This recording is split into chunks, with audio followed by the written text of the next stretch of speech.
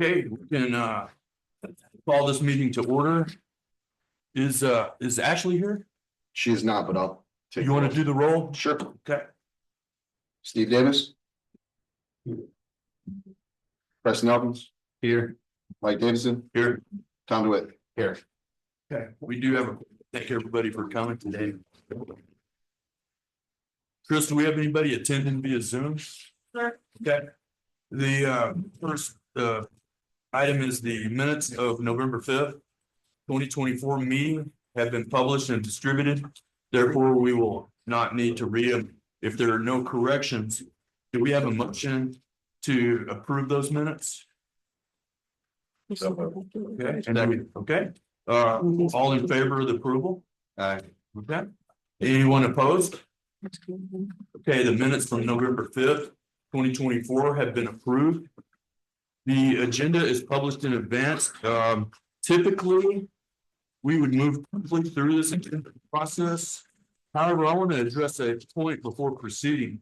We have been reminded that the agenda cannot be modified after Wednesday afternoon. Yet this modified agenda was provided on Friday morning with the addition of North Water Project, a discussion that could be substantial. Additionally, our previous Public Works meeting was canceled due to a technicality, which leaves us with a potentially full plate today. I do intend to move through this agenda as quickly as possible, but I also want to ensure each topic receives the due diligence it deserves. That said, there's a possibility we may exceed our usual 1 hour meeting time frame. I want to make sure that everybody is aware of this in advance and comfortable with proceeding accordingly. So could we have a motion to adopt the agenda for today? So moved. Okay, so we're going to go ahead and adopt that without modification at this point. We will be discussing items specifically on the agenda with possibly 3 exceptions. Our meeting will conclude with members of the Public Works Committee, city staff making comments, and also the public has the opportunity to comment up to 3 minutes. As a point of order, please indicate that you wish to talk and you will be given the floor. And please respect that while someone has the floor, let them speak without interruption. Okay, the first topic on the agenda is a discussion of alternate water resource. I came across a company in 2023, kind of captured my attention. I made some inquiries and received information which I submitted to our previous city manager. Since she is no longer here, I don't know the result of that. I do remember being very excited due to some of the claims they were making and guarantees and some interesting proprietary technology that they were using. So we'd like to just watch a short video if we could, Christine.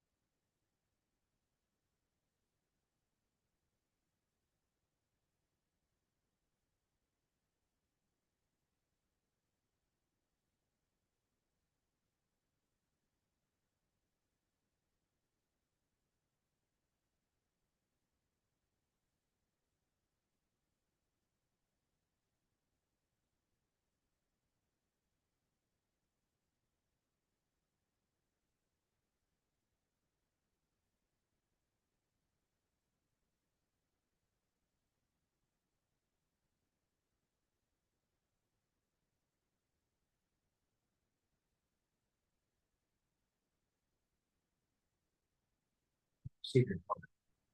It's an almost unlimited alternative source of water. Deep seated water, or DSW, is high quality groundwater, typically sourced from deeper aquifers. Such deep aquifers are supplied not only from local catchment basins, but also by subsurface inflows across basin boundaries. Deep-seated water also includes water created at the mantle level of the earth under extreme heat and pressure. The U.S. National Groundwater Association states there is an estimated 22.6 million cubic kilometers of groundwater in the upper 2 kilometers of the Earth's crust.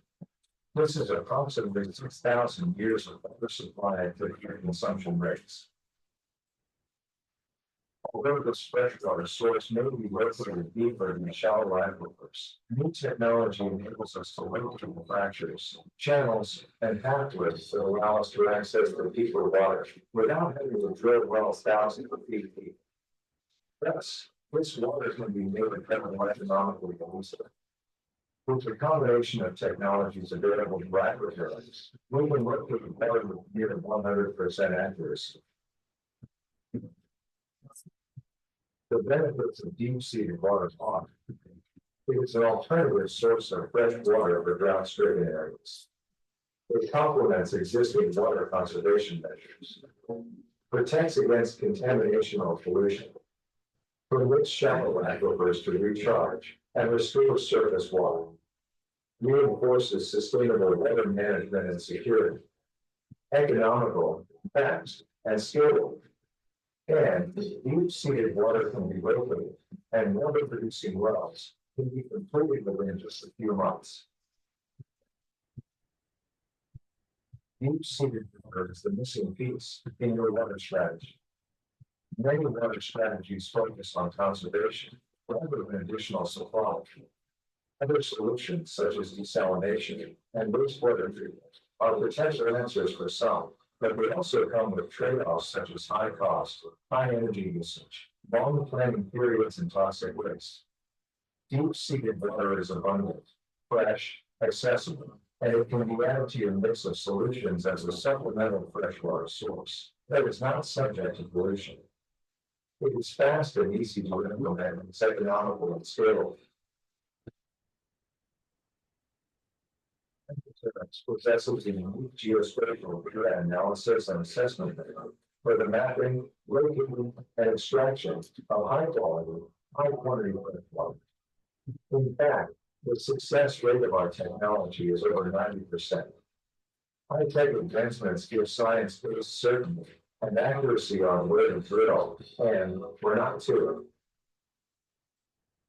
The technical process of location and extraction of deep-seated water spans several different fields of science and engineering technology. The 4 basic steps are as follows. Step number 1, acquire remotely sensed geospatial data. Remotely sensed geospatial data is acquired via satellite and airborne geophysical surveys. This includes satellite imagery, magnetic, gravity, gamma ray, radiometric, digital elevation data sets, atmospheric, geology, hydrology, regional mountain data, and historical data sets. Groundwater location, step number 2. Processing, integration, and analysis of data sets using artificial intelligence. The geospatial data sets obtained in step 1 are then processed, integrated, and analyzed with geographic information software systems using a variety of artificial intelligence and proprietary techniques. These unique methodologies allow for the detection of shallow and deep groundwater systems and result in identified areas of interest for field surveys. Groundwater location, step number 3, on-site field survey. An on-site field survey and inspection is conducted by the Aquiterex team. The field survey is conducted to verify and validate the findings of the remote analysis, allowing for the accurate identification of exact locations for water sites within 1 meter. This includes the deployment of seismic and electro-resistivity measurement devices to map underground structures and locate water. This unique combination of remote analysis and on-ground survey information significantly improves the chances of finding water. Groundwater location, step number 4, time to drill a well. With the scientific data, you now know where to drill. No guesswork, no reaching, browsing, or divining, just pure science. Well, drilling costs and effort will vary greatly depending on the location, geology, size, and depth of the well. 1,500 deep-seated water wells have been completed on 4 continents. Aquaterex is a global environmental services organization with a mission to broadly implement effective water and food security solutions. Simply put, we specialize in finding water, even where others say there is none. Okay. I was recently contacted by Alan Carter, who was very excited to share information about his interactions with Aquaterex, and wanted to do so during the public comment section today. Since he mentioned he might reference projects in northern New Mexico, due to having a later agenda item called Northwest Water Project, I propose allowing Mr. Carter to use his 3 minutes now to maintain some cohesiveness to both of these presentations, considering these 2 water-related topics are not associated, perhaps help eliminate some potential confusion. Do any committee members object to this? No. No, okay. So by unanimous consent, this adjustment is made. Mr. Carter, please step to the podium, state your name, and speak into the microphone. Alan Carter, I'm very excited about this new technology. I'm gonna get to some of the points that the video did not address. And that is, if you hire this company to come in, their technology will also let you give you a snapshot of the top water. Now, what they're talking about is deep-seated water. They do both. So in other words, you can actually go to the well field, take a snapshot with all their technology. I'm shortening the snapshot, but and that will allow you to see the well field as it stands, where the water is. This was an issue a year ago whenever we were talking about channels and valleys and things like this. They will be able to show you that, but this company is for deep sea water, but it does all of it. In other words, it will go on down to what we call the Santa Rosa water. And everybody says, well, the Santa Rosa water salty. No, it's not. Most of it probably is, but they have been able to find deep-seated fresh water in the Santa Rosa. So hypothetically, let's say that the city decided to use this company on part of the well field. Good or bad, this is a double-edged sword of good news. How is that? If there's no water there, you save millions and millions and millions and millions of dollars by, guys, we're done. That's what we've been talking about on the top water. The good news would be, but wait, guess what we found? Now that's a hypothetical. At 800, 1100, 1300 feet, we happen to find sustainable fresh water in the Santa Rosa. Now, I still have questions, and I know as many of you will have questions. I have questions as far as, okay, if you can find the salt water in the Santa Rosa and the fresh water, what if we have both? What if there's another area that, yes, it's salty, but it's just barely brackish? These are all important issues, and it will also tell you when you drill that, well, you know, guys, you have a well here and a well over here. that we're just not quite deep enough. You still, it happens to be in a channel and there happens to be sustainable water in it, but all these other wells, you need to cap it.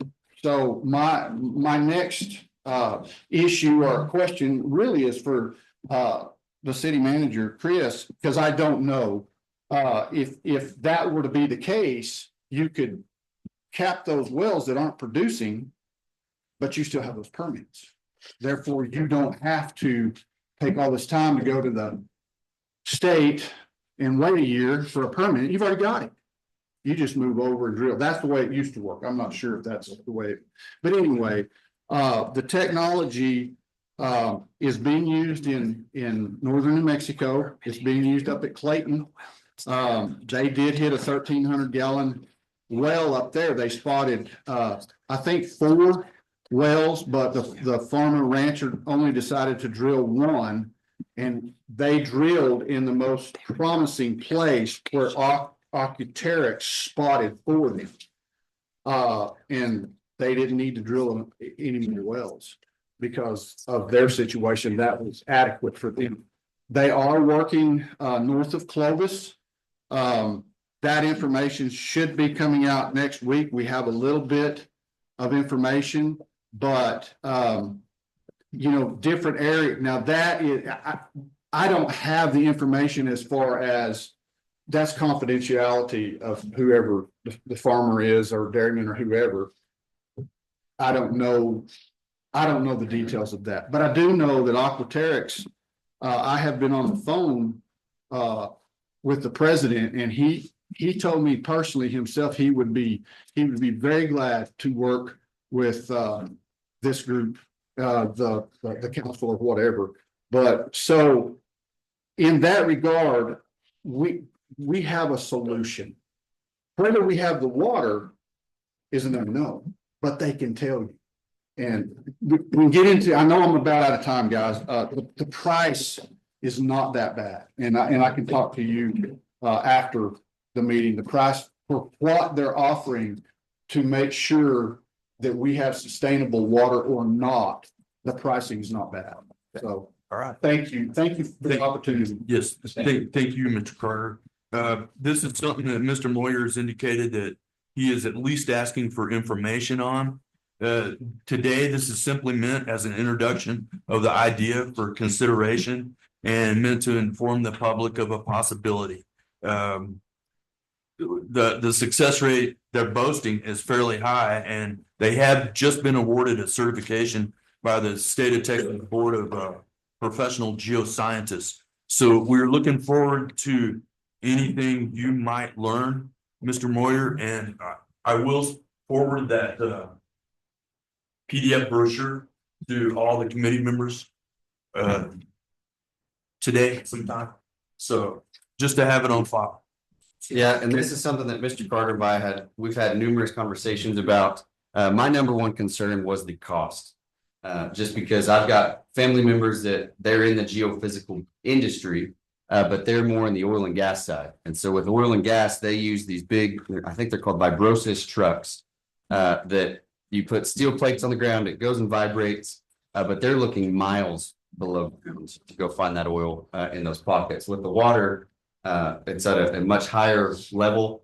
And one of the dollar amounts that Mr. Carter and I were discussing, I want to say it was in the neighborhood of $60,000 For a completion of about 1,000. And so to me, that is very cheap. When we're looking at, when we were given an engineering plan several meetings ago with in the neighborhood of $400 million of well field improvements, this is nothing compared to that. So I think this is a very, very viable option for us. So I do hope that we go look into this and see what kind of quotes and stuff we can get. So I did talk to a representative from Ocuteryx the other day, and after this meeting, he knew the meeting was coming up, so we're just going to talk after that, and then we'll see. Obviously, we still have to go, and I'm going to take a guess and say that they're one of very few that does this work, but obviously we still have procurement rules that we have to abide by, quotes and all those things, but it's definitely something we're looking into. Excellent. There are other types of firms that do this work. This is just more of a newer technology that they're offering. So In order to keep moving forward, the next item on the agenda would be Kelly regarding vacant property ordinance.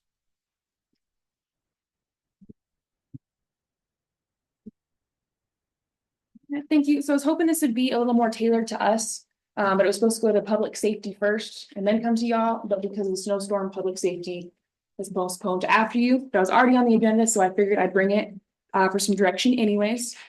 So one of the big things, I'm sure everyone here has noticed it, is we're having a lot of structure fires. I asked the chief if he could send me a date range and some data. In 2022, we had 38 structure fires. In 2023, we had 22 structure fires. And from January 2024 to November 2024, we had 27. So the city, when we look at demolishing buildings, it takes us about $17,000 from all the attorney fees to the asbestos testing to the removal to the demolition. So we have in the last 3 years, 87 structure fires. Realistically, I can probably do 3 a year. So they're burning down much quicker than we can clean them up. So we checked to see how other cities have been kind of trying to combat this a little bit. And one of the things we did notice, and the economic development director was able to help us with, is a vacant property registry. And what it does is any property that's vacant, commercial or residential, they pay yearly to be on the registry. It makes having vacant property a little less appealing. It makes them more open to selling to maybe someone who's going to use the property. And then it allows us to secure them without having to go through the 3-month process courts to go on. If a property is not secured, this being on this registry or having this registry allowed us to go through the police to clear the house and us to board it up versus having to try to get hold of property owners who don't even live in the area. It also makes it easier for us to mow their properties and keep it from looking vacant. There is an appeal process where they don't want to be on the vacant property registry. They can come to planning and zoning and city council. There's exceptions if you're selling your house is in construction, as long as your house looks fine, it doesn't have to be considered vacant. There's quite a bit here. So this is mostly just a template. I was looking for direction to see if this is something the city would even be interested in doing. And if yes, what kind of stuff you guys would be looking for to be in this ordinance so I could get it tailored to meet the city's need. So if you have any questions or recommendations, I'm happy to do what I can for you. You guys? So this would pertain to like the house on University and Main. Would this be the same ordinance that we're talking about there? Yes, so the house on University, if it's the one I'm thinking of, is actually. The island house that we've talked about? Oh, yeah, so that one's not vacant. So people live in that one. So this wouldn't apply to them, but yes, the one on, if it's vacant, windows are busted in, no one's lived there for many years, then yes, it would go on this registry. And it just makes it a lot easier for the city to upkeep it, and then the money that goes for the registry helps upkeep the vacant properties. One of the problems we have is they burn down in the winter. People are cold, they go in there, their heating elements catch the house on fire. The neighbors on either side of vacant properties are getting very nervous. They're unfortunately afraid that the vacant property is going to go up and the wind's going to burn their house, burn it over to their house, and their house is going to go down too. So we're looking for a way to slow the amount of burning so we can catch up and make it a little bit safer to be living by vacant properties. Did you say the kitty? She changed it. She corrected it. What are you thinking? Are you locked on animal control? I am locked in animal control. I got like 3 messages from him today already. But Just resin. Thomas, do you have anything on this? No, all I can see is, do we have any idea how many more homeless people we've gotten in the area since Clovis done their thing? I am gonna be getting with Aaron Birch from United Way. They're supposed to be doing that. It's supposedly supposed to be done here soon, the numbers. Just by driving around, I would assume that it's increased. I would feel that, yeah, let's see newer different faces. And I will say that this is not an ordinance to try to, kind of, it's not for us to make money, and it's not even for us to want to take properties. I mean, obviously that's in there so that we can keep, but it's more of an incentive for people to make sure that their properties are upkept and looking good for the city in general. So, and that's really the biggest thing that we have with this ordinance. I do know personally one of the special fires was because of people breaking in. Say it's a way to be loaded up in the breaking room, long as they're started talking. So, the first time I've actually waited for it back here. And this just helps us with not having to contact the owners that may live out of state that don't even want to be in contact with us. It lets us, we have the leeway to get the police to go and do that without all that. I'm glad that you brought it up, and I would support you on anything that would reduce abandoned property. My only criteria or my only ask would be to put some teeth in it and follow through. And I'm going to example something. This abandoned house, it's not just vacant, it's abandoned across the street. It has been that way for 3 decades.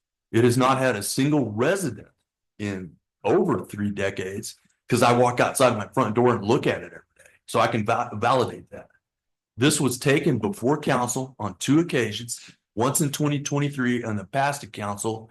You presented it as a dangerous property. They supported the city in moving forward. It came back in 2024. Rackler stated, hey man, you've had enough time. Directed city attorney to proceed in court to demolish it. And then it just disappeared. So that one has been stuck up with legal. It was submitted as soon as it was approved. Legal was a little overwhelmed. It didn't get to it. So it's waiting for our new attorney. But we have, I think, 3 or 4 properties that are waiting for the hearing process. Okay, it's a drug clubhouse. It's a fire hazard. It is in a Ward B school zone. It's directly across the street from a city park. It's directly across the street from where the city conducts its business.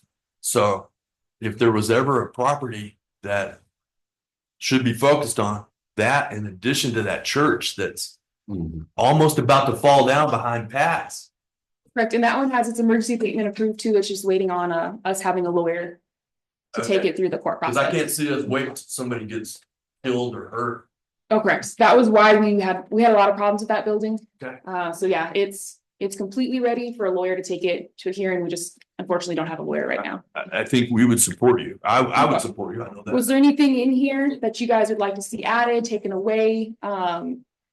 I do know there was some verbiage in section 4 on vacant property fees that we may be missing a statement in, and it says at the time the registered or the property owner or local agent shall pay an annual registration fee of $300 or per square foot fee of 25 cents per square foot.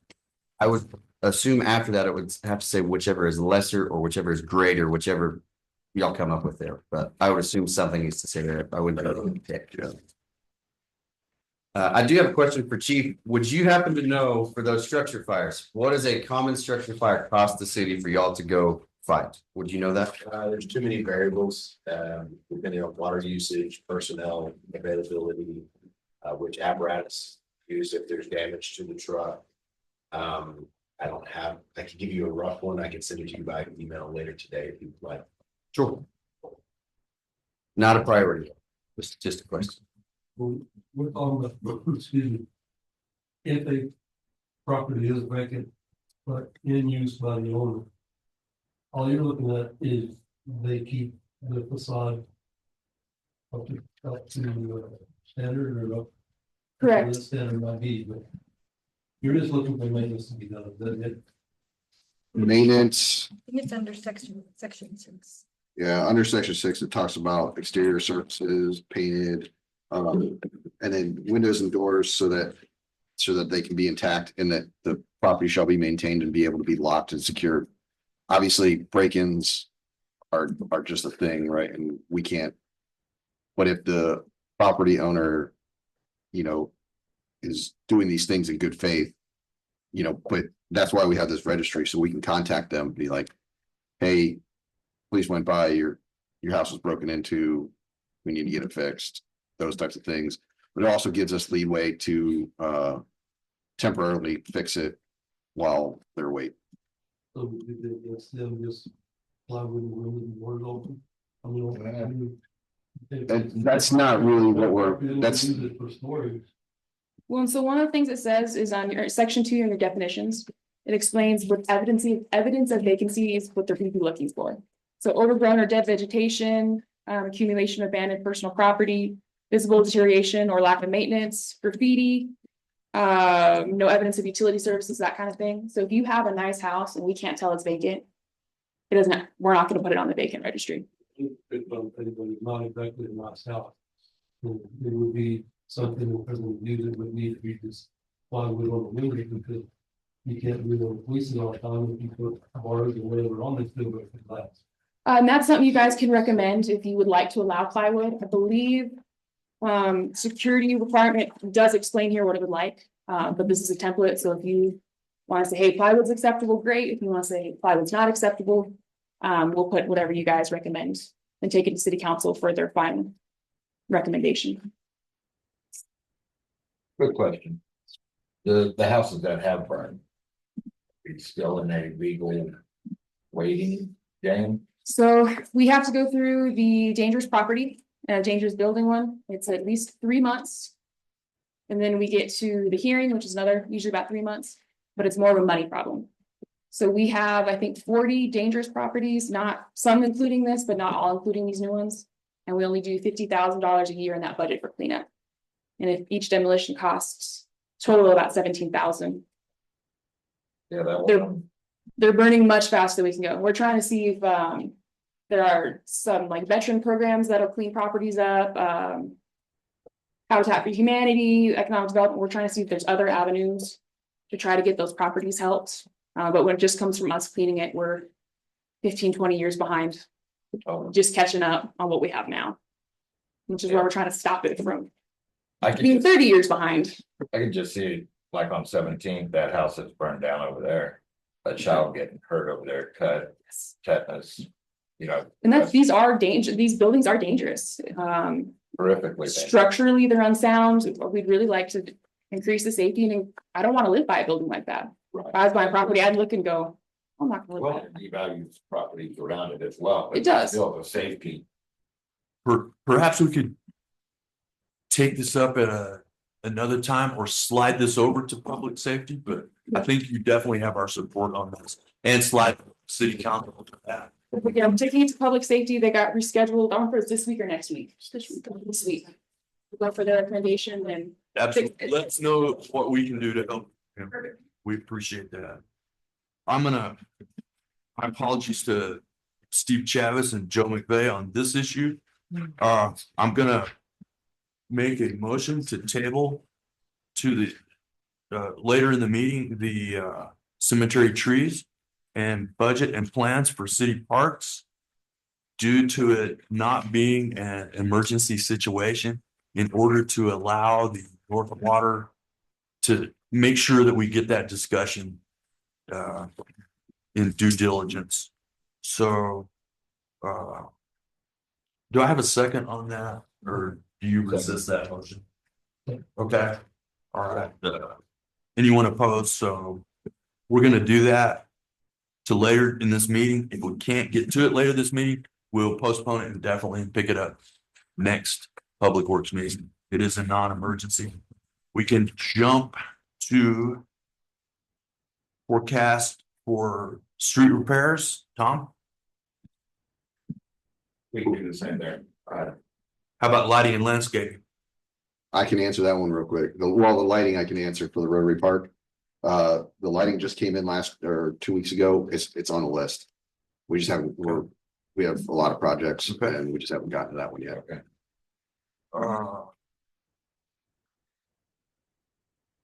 And how about chair, co-chair positions?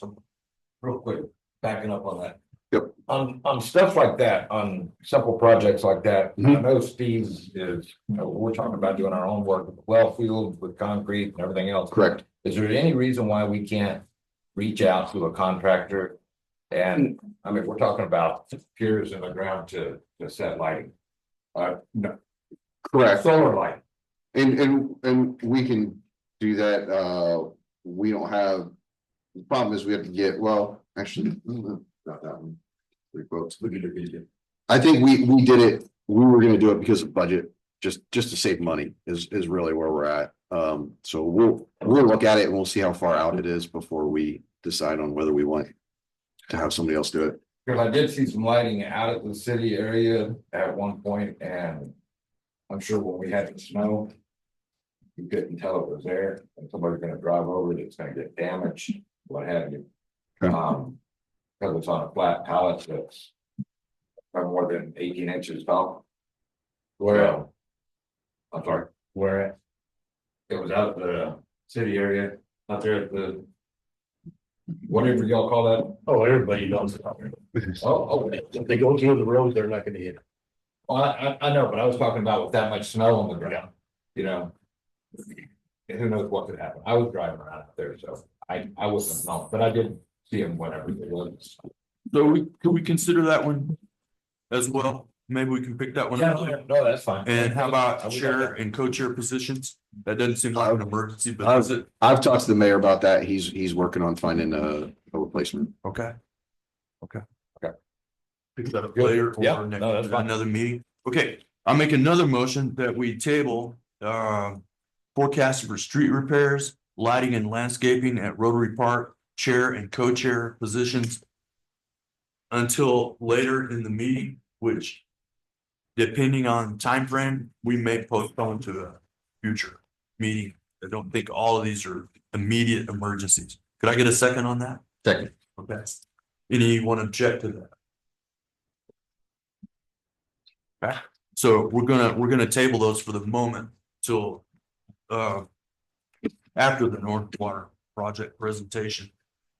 Of which brings us to the North Water project item with Art Scott and John Kern.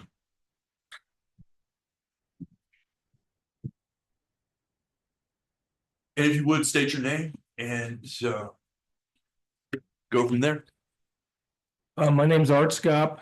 I'm from Clovis, New Mexico, south of Clovis by the Air Force Base. I have a dairy farm that we shut down.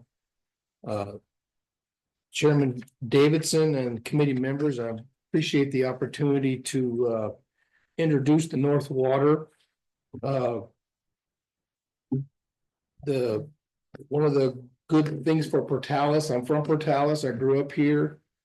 I feel honored to have this opportunity to introduce this to you. I appreciate Mr. Knudsen and Dewar, Mr. Steve Dewar, and I hope he gets well on his health. The new water source is gonna have an opportunity from 1,000 to 2,000 gallons a minute. We have 3,500 acres within and around the Cannon Air Force Base. We are in the Paleo Channel there that runs through Clovis and towards the southeast, towards the water well fields of Curry County, and EPCOR is pumping those right now. We are also east of the conservation area that the Repi folks in Clovis have, the Oglala group that are saving water west of the Air Force Base, and I have Blake Prather here that's gonna, if you have any questions on that, he can update you that he was instrumental in getting that whole program done. And I believe they dried up 50 to 70 wells, I'm not sure, but if you have any questions on that. The other good news that we have south of Clovis is our water is really soft. We only have 20 grains of hardness. Down here in Portales, I know it could be up to 100 grains hard. I know the water that I have in my farm, we've been spraying against the windows and the houses for 30 years, and we have no water buildup or hardness on our windows and buildings. And it just happened, I knew that because when I built my farm back in 1992, I checked the water for hardness, it was only 20 grains hard. We've been able to farm there, grow corn, grow sorghum. Well, we used to grow alfalfa, but as we get more, as this water depletion is happening, everybody's trying to get more efficient crops. One of the big questions is this PFAS, and people are concerned about PFAS, and of course, you all know about PFAS now. Nationwide, all water companies are going to have to put PFAS filters on their that supplies the public.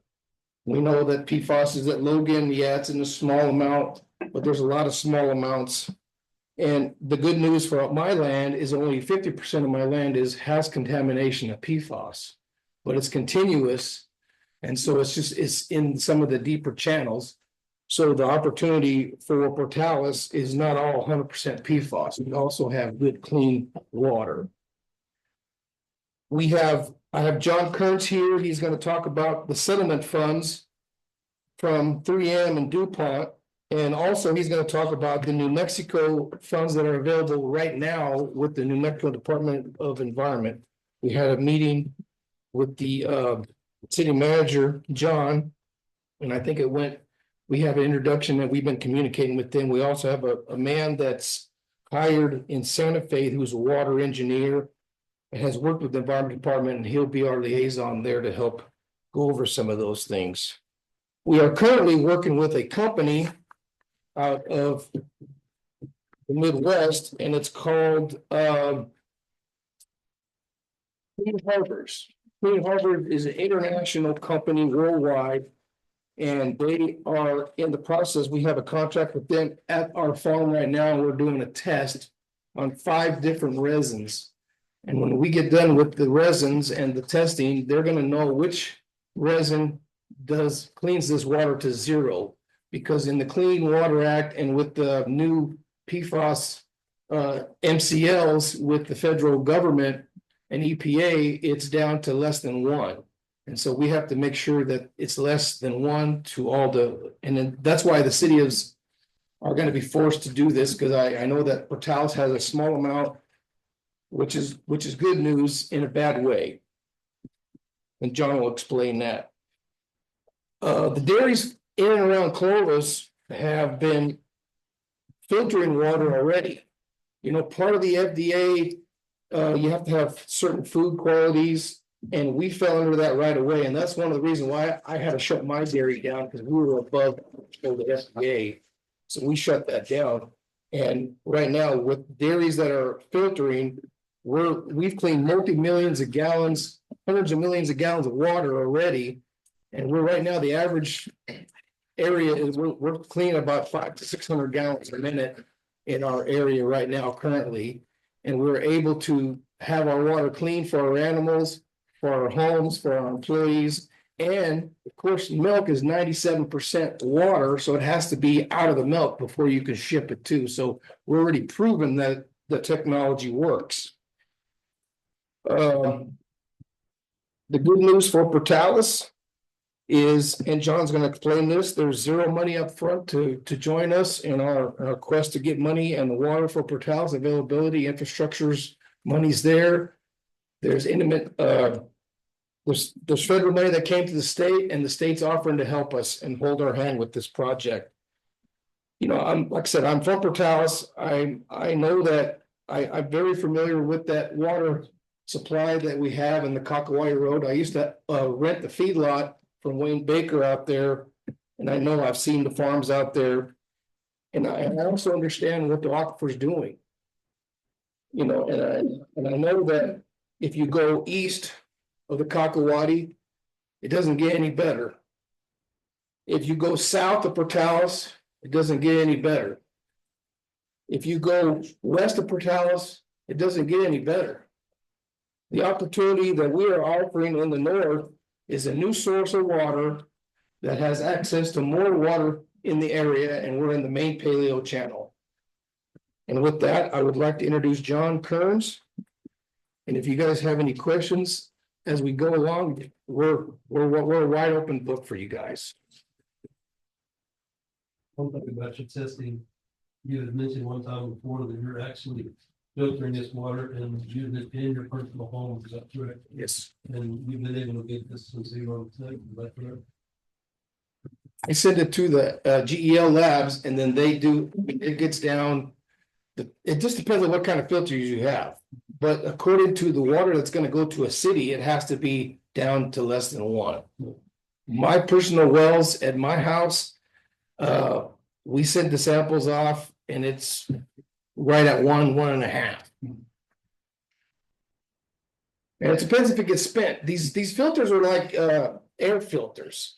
They get full and then they get spent and then you have to change them in and recharge and then trade them out. It's like an air filter. So you have to really be, like ours should last a couple of years. But I know dairies have some of the dairies, they have companies that come in, they have units, they have multiple units and they slide them in, they hook them up, they take the one out that's spent, and then they bring a new one in and they just keep on changing them out. We had like I said, we had the opportunity with John, with the Clean Water Act, the perpetrator of the contamination is gonna be forced to clean it, pay for pumping and cleaning. So it will be a very viable source of water for Portales at a reasonable cost. John? If I could ask you, Mr. Scott, to not stray far, maybe you'll stand close by, because I don't know who's answering which questions, and I think y'all are. I'll stay right here. Okay, Yes, sir. y'all are gonna stimulate a lot of questions, so Mr. Kern. As well, go ahead, Mr. Kern. Yes, sir. Timeline. Absolutely. Prepared. Thank you.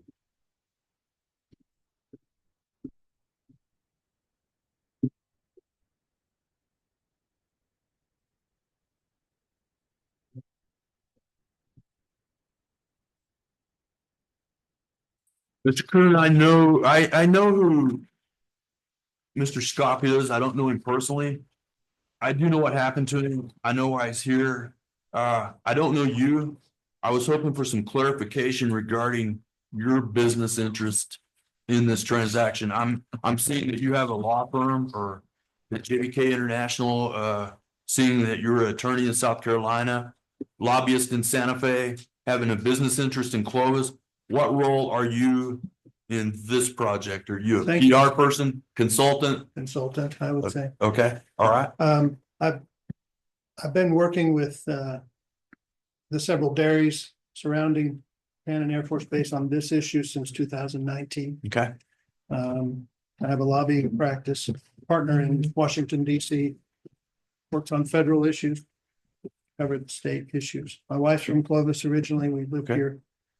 Presently, we live in Florida, but I lived in Santa Fe and become quite, intimately familiar with a lot of these matters. In this, we also have a nonprofit that was started in 2020 called the Clean Water Partnership Cannon, which is designed to address quality and quantity issues for particularly the area south of Clovis, Riley's Switch, I call it, which is, an area that is totally reliant on well water, private wells, and doesn't get much attention. It's starting to now. And Secretary Kenny at the Environment Department has recently conducted a number of tests of the water quality there. Also blood tests for folks who may have contamination from PFAS emanating from the airbase. But let me start on this agreement itself, just so I can frame it for you.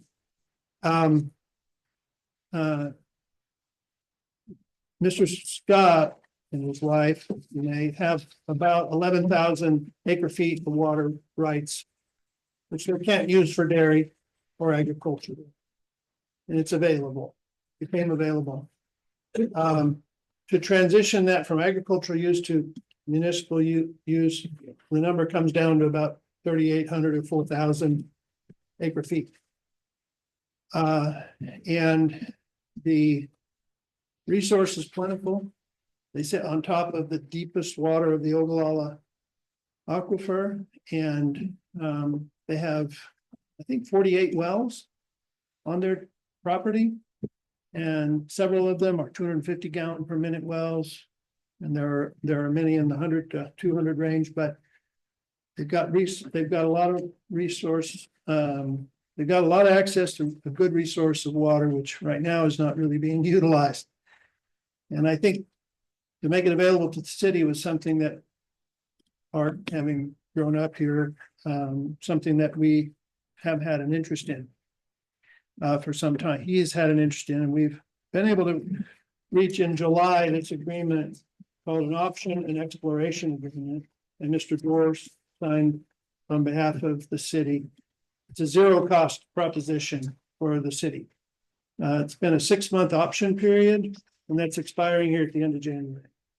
And then there's a 1-year exploration period.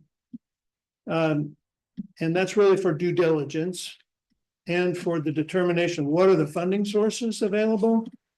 And what are the engineering solutions available? On the display here, you can see one of the engineering issues is how do we move this water 11 miles from that source to Portalis's Lime Street tanks. And this diagram is attached to the packet that was made available, and it shows really 3 options that we've considered. But the thing that's unique about this is that because of the presence of this contaminant, and there are great technologies to address it and zero it out, it's created the situation, the opportunity for the recipient of this water to receive all the CapEx, 100% of the CapEx covered, capital expenses, with structuring new wells, new transmission lines, new collection systems, and even long distance lateral transmission lines through federal and state grants. It's actually federal money that's come into the New Mexico Environment Department. It's already been approved during the Biden years. It's been made available to the state in community development block grant formats. And they have 4 different funds. They have one on emerging contaminants. They have a rural infrastructure program. They have a revolving fund on water. And there's another one. But those resources are extremely plentiful. I mean, the most recent one resulted in an announcement in July of another $18.9 million specifically focused on PFAS purification for drinking water.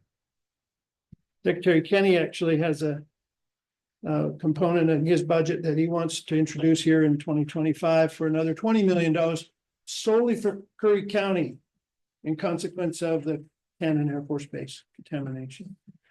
The Rural Infrastructure Program has it's a 5-year fund. There's $1 million of loans available each year.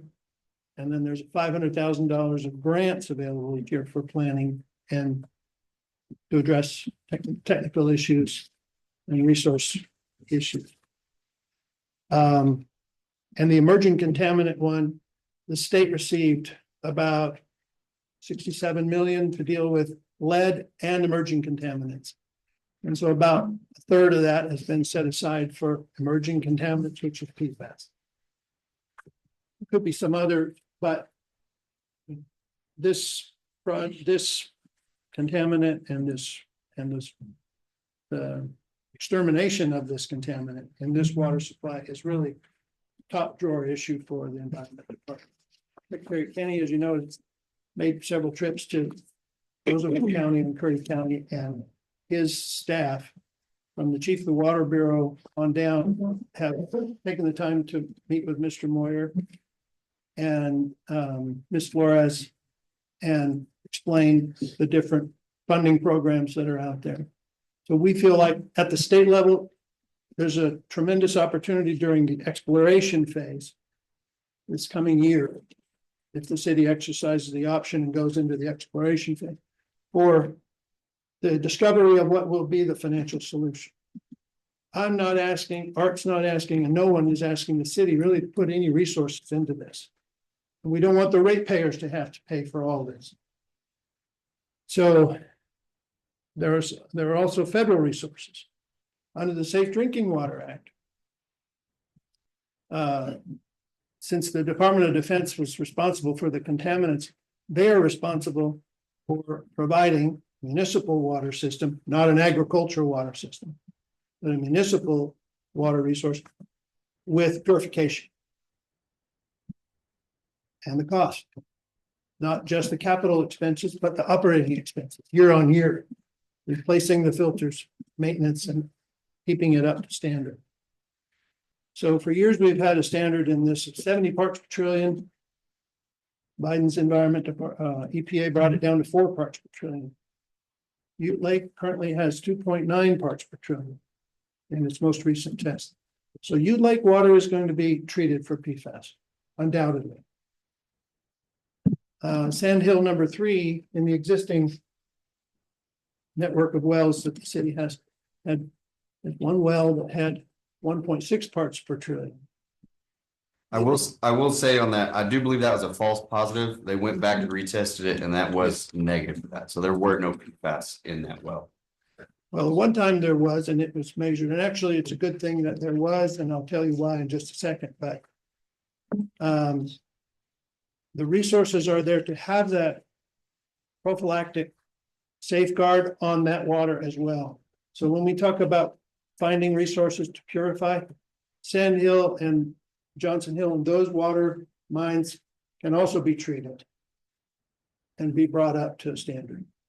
So I'm trying to say that there are resources from the state available for that. That might not be directly attributable to the Defense Department, but there are resources there. The third rail on this is a private resource. And that is that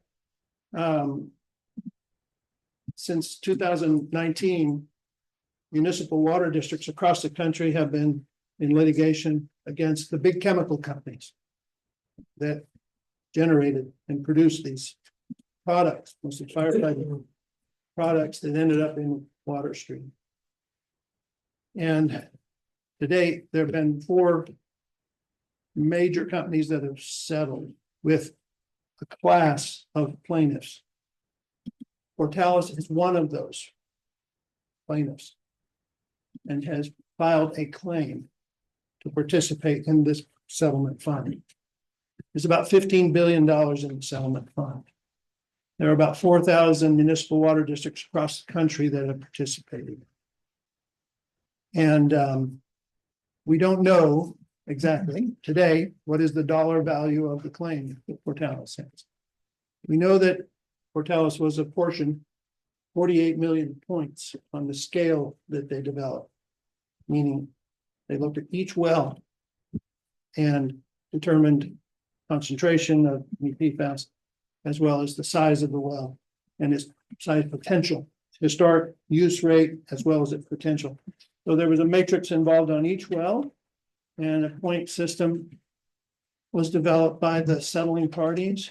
And we learned just before Christmas that they accepted Portales's claim, and it's in total 48 million points.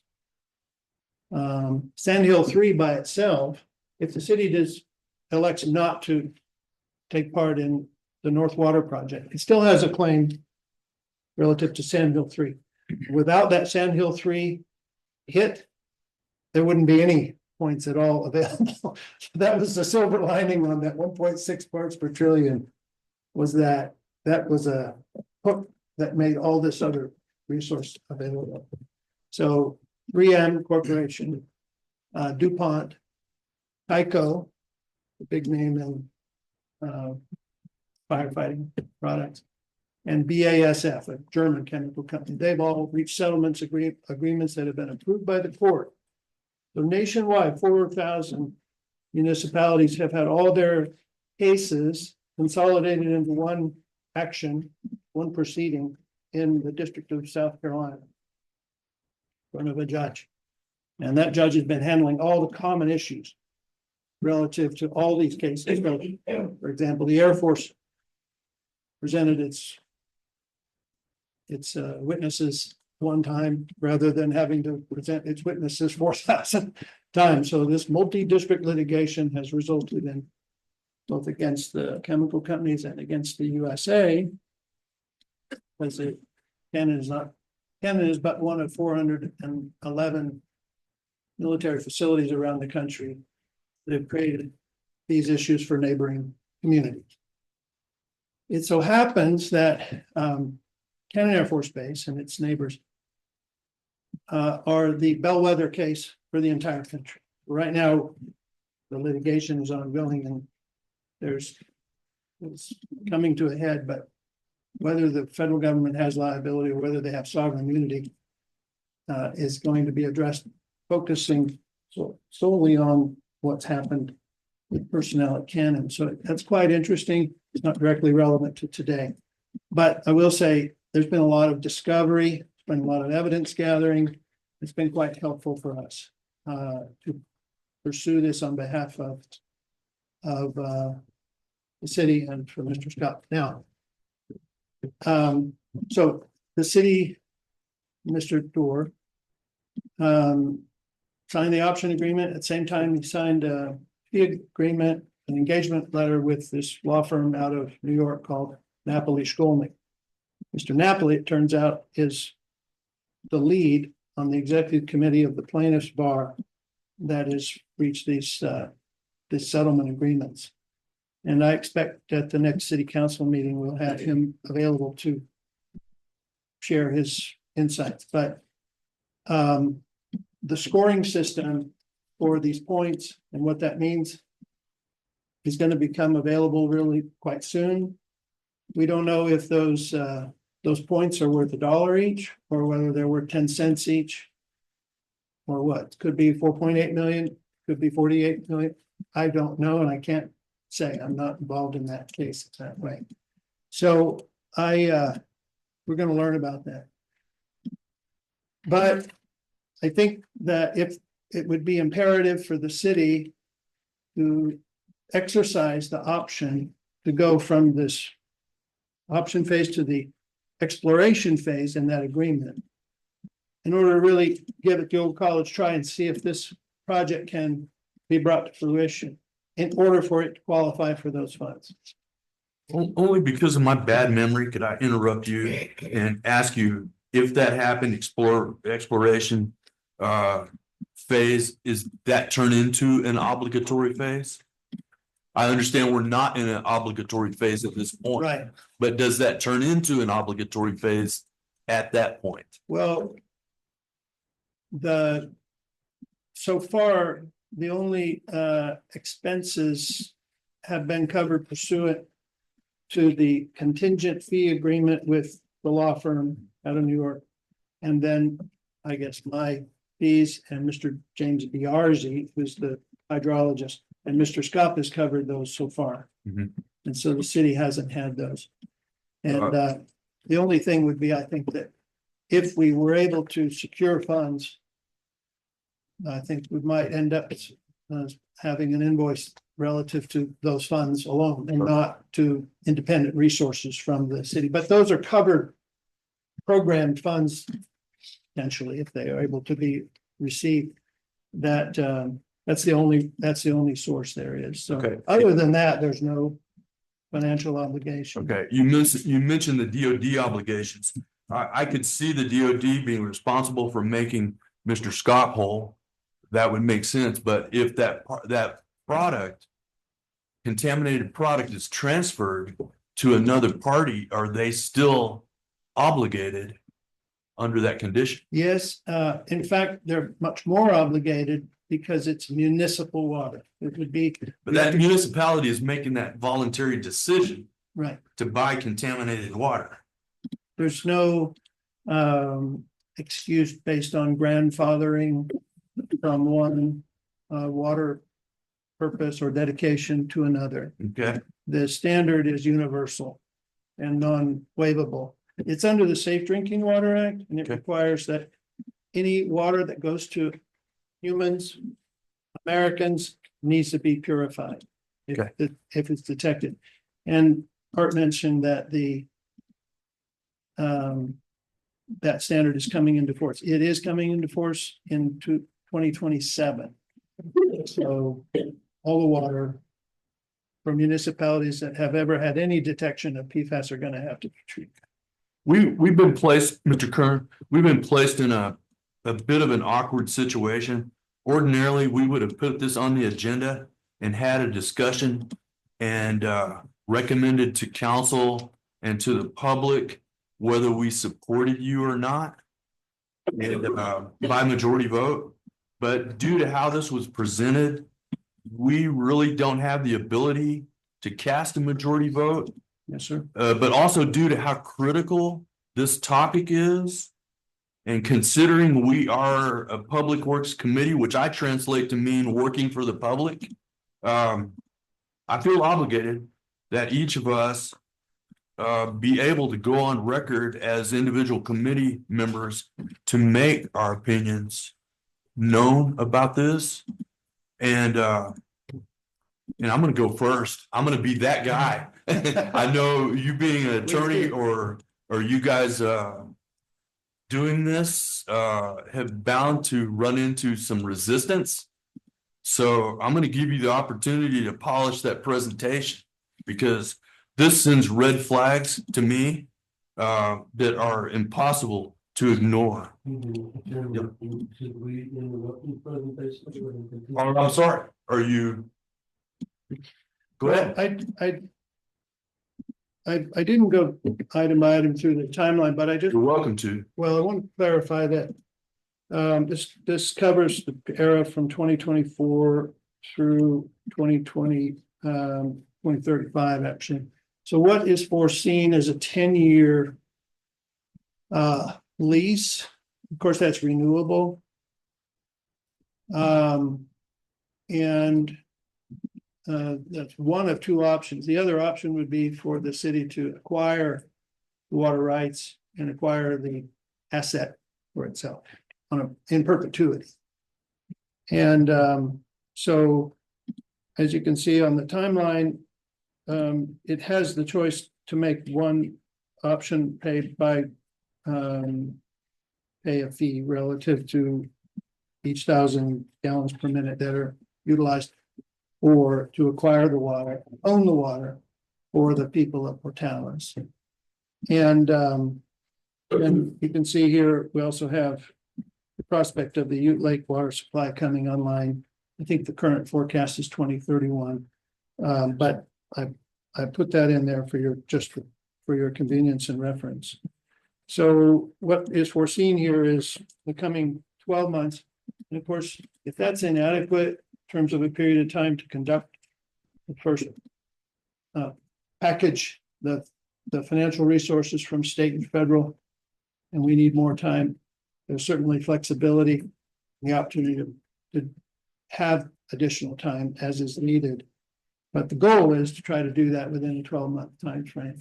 And that really comes from the level of support that we've seen from the Environment Department. They're quite strong on this issue. They have, their coffers are full and they are making every effort to try to bring that water here and pay for it to be purified and added as an additional resource of 1,000 to 2,000 gallons per minute. And I'll just turn to this, these three options for the transmission of the water. What we understand from, it's ironic that ENMWA has established its Finished Water 3A line, which actually transits over Mr. Scott's property at three different sections that he has. So the line is right there and it runs due south to Portales. It's my understanding as of this time that there are certain limitations on being able to access that water line. It'd be very convenient if the water could be poured into Finished Water 3 and brought right to your tanks at Lime Street. But the commitment, apparently, what we've been told is that the commitments made by ENMWA are for sole source of water, and that being Ute Lake. So no other water present can be tapped into that line, and that line can't be used to transport other water resources. Okay. That's the first option. Perhaps there's a waiver out there or some solution that hasn't yet been developed. Option two would be for the city to have its own pipeline. And for sake of reference, it's the one on the westernmost portion of the diagram. And that's about 8 miles between this Sand Hill area where the city already has lines and the Scott property, the Highland property. It's not terribly long, but that's the distance to be covered. Just a comment, because you were talking about flags, sir, with all due respect. West of the airbase, there is no contamination, and that's gonna be phase one, which we'll plan on this Indian, the idea would be start on the west side where there's no contamination whatsoever. And then move east as water is needed. And everybody feels comfortable with the cleanup. Of course, all the water from U Lake has to be cleaned up. Thank you. Yeah, that's good. And then the third option, and this is, we don't have, a handshake or any kind of an agreement on this at all, but EPCOR could be contracted to move the water eastward and then down to the existing water system of Portales here. And that's about an 11-mile run. So could what I call wheeling the water through the city of Clovis's water system. And in point of fact that there's a potential for the city of Portales, if it owned or controlled this water resource and didn't need all of it, it could actually send some water toward Clovis and charge a fee, offset some of its ratepayers' expense.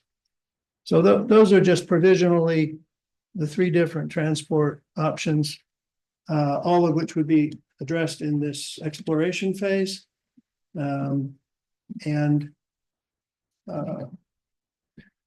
failed to mention there's another pool of funds available at the New Mexico Finance Authority for planning, which we've talked with staff about, and we're ready to make an application for that as well. So those are the various resources that are available. And again, the intention is to not burden the ratepayers of this city with the purification of this water resource or its mechanical delivery to the tanks. So it would be water that we really just be paying for the water that is consumed. And as far as the price point on that, the option agreement simply says it would be based on the statewide average of wholesale water pricing, and the New Mexico Environment Department keeps records on that, and so it's to be determined, but it's not designed to be aggressive or lenient. It's just designed to be a median figure that is good. It looks to us like the water from Ute Lake, if it is to be purified, is to come to the city, the wholesale price for water at $4.30, according to a July 2023 study they did. Wholesale cost would be $4.30 as it leaves Wake County. And that's certainly more than the statewide average. It's probably 30% more, 40% more than the statewide average for water, for wholesale water. So it would just could be at a considerable savings in relation to Ute Lake. So thank you. I apologize for interrupting you previously. I misinterpreted your closing comments. I thought you were closing. I appreciate your enthusiasm. I'm gonna wave my red flags now if you don't mind. Please do. Okay. Did you guys want to hear about the conservation west of the Air Force Base that's gonna The Ogallala Land and Water Conservancy? Is that you, Mr.? Touch on that, because Blake was instrumental in getting that whole project done. We will listen.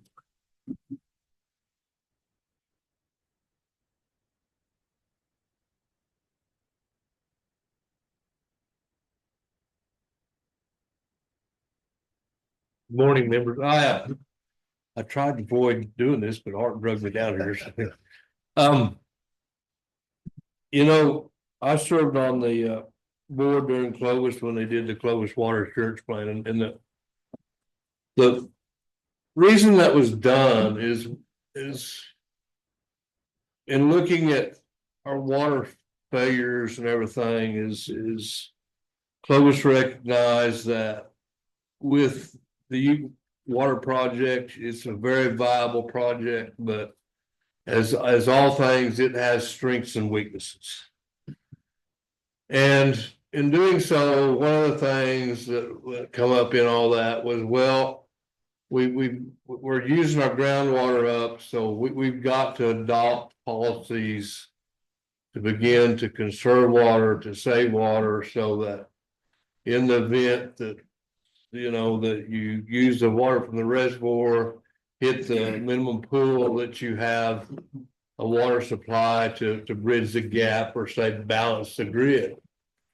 So in that process, it was a 10-year process. Is we looked around and says, okay, what water remains out there that is not as where you have as little dairy development or other things where you don't have as much competition for the water that feeds back towards Clovis, and that's where the Paleo Channel that sits north west of Cannon Air Force Base, where that area was kind of selected.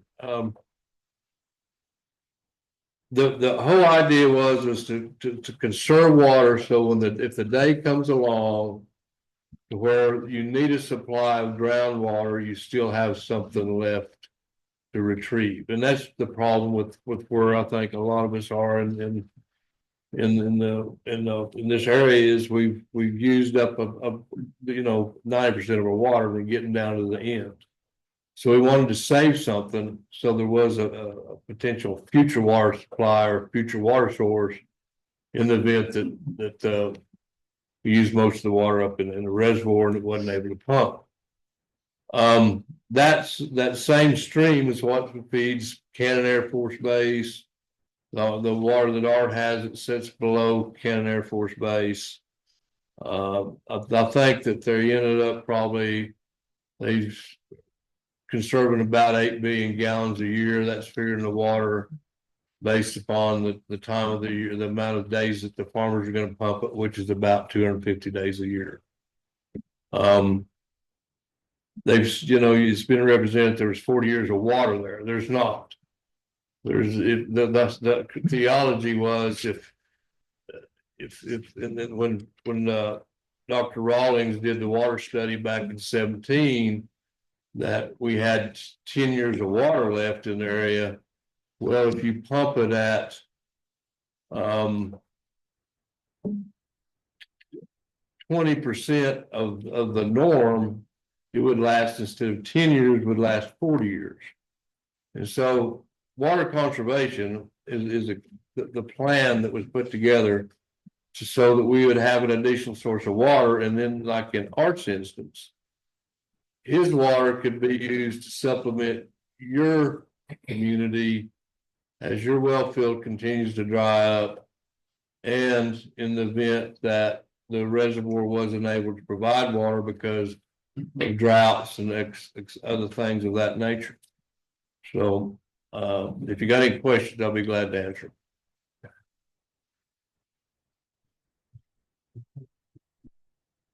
And you are Blake Prather, right? Yeah. Okay. Thank you. We appreciate it. Follow up. All right, go ahead.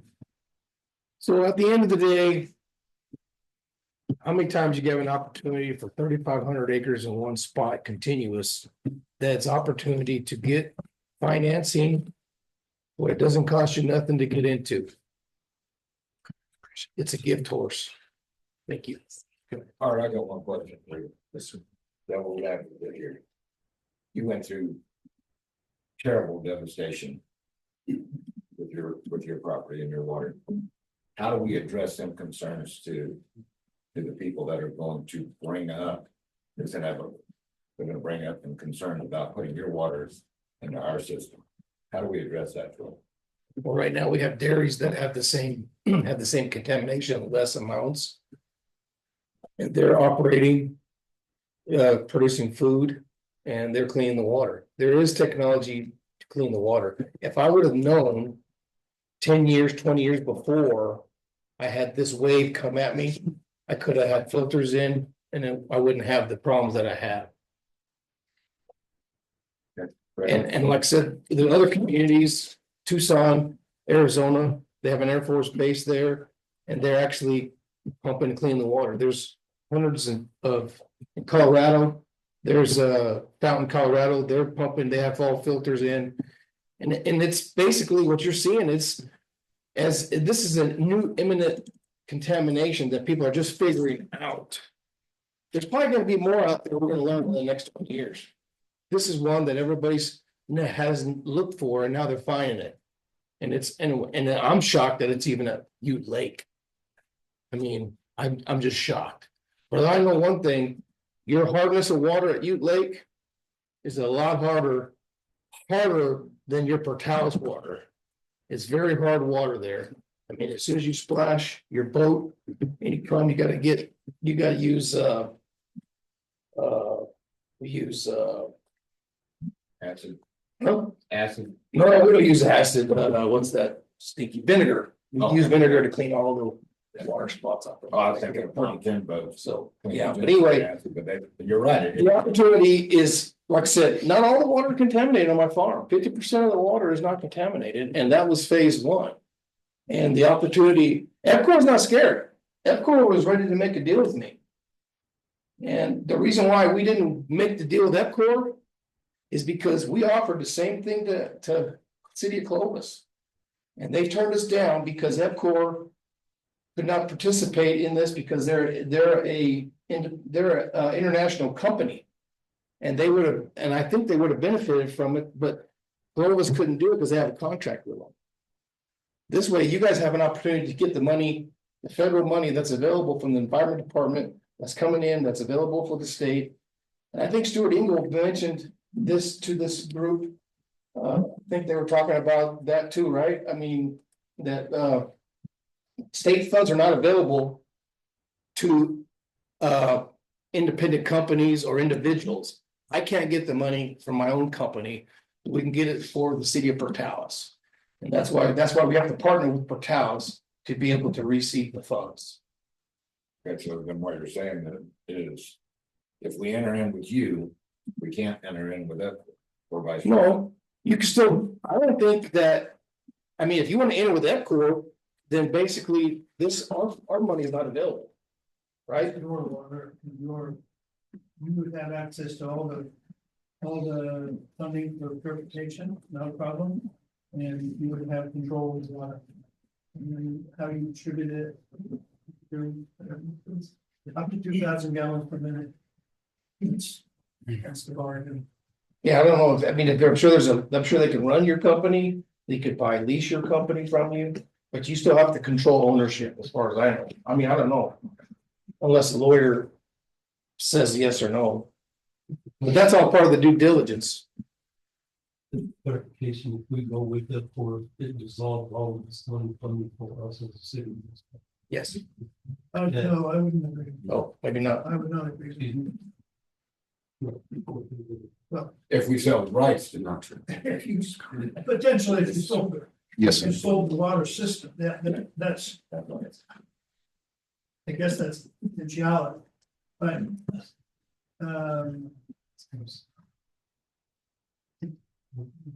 It's. These resources are not the same as other state monies that we might have looked at. Kern, let me stop you right there, or Christine is gonna whip up on me. Oh. I'm gonna need you up at that microphone. Thank you very much. I'm sorry, and I'm speaking out of school because I haven't been involved in those other transactions, and I understand that. So take this with a grain of salt, but it's my understanding that to the extent that other state monies have been potentially made available for infrastructure improvements. Forget about PFAS, just infrastructure upgrades and things like that. And a city, this city or any other, wanted to lateral all of those assets over to a private entity, that's an issue. That's my understanding of state law. The anti-donation clause, one reason in the state constitution is one reason why that throws up red flags, to use the term. But our objective is to capture these federal monies, which have been provided to the state to purify water and make it pure and acceptable for municipal use. And that's a kind of a different stripe, as I understand. As I said, red flags, I'm gonna let you guys battle away with me here. The first one is not so much to do with the water. Who authored this document? I can see that it's a legal document here that we're discussing. So, and I see that our city attorney signed that document. Who wrote that document? We prepared the option and exploration agreement, Okay, and we went through a few revisions okay. with Mr. Doerr's input. Okay, so my first question is, it's making me uncomfortable. I didn't know that Mr. Doerr had the authority to do this. Who authorized Mr. Doerr to do this? Mr. Moyer wasn't city manager at the time. Council hasn't voted on this because you guys are asking for an audience with council. Who authorized Mr. Doerr to do this? But my pay grades. Okay, all I right. had two council members there when we had the meeting. I agree, and I know, I know why they expressed interest in hearing what y'all had to say. I know that.